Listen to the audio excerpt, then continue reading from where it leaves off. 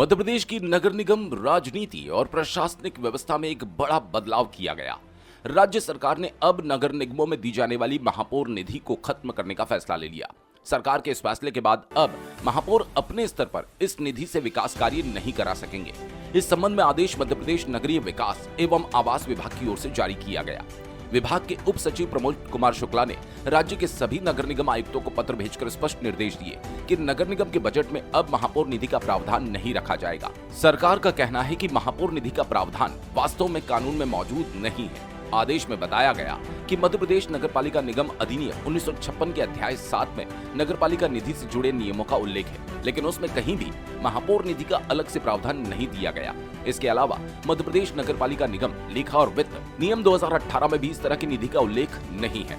इसी आधार पर राज्य सरकार ने इसे समाप्त करने का निर्णय लिया। बताया जा रहा है कि कई नगर निगमों में परंपरागत रूप से बजट में महापौर निधि रखी जाती थी। उदाहरण के तौर पर इंदौर नगर निगम में ही हर साल लगभग 10 करोड़ रुपए के विकास कार्य महापौर निधि से कराए जाते थे।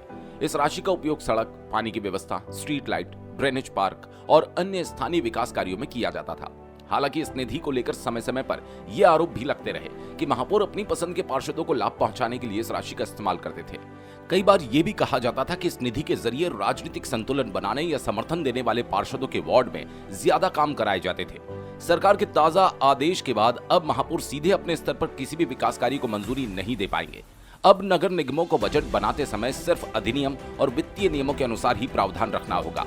इस फैसले के बाद नगर निगमों की कार्यप्रणाली में बदलाव देखने को मिल सकता है।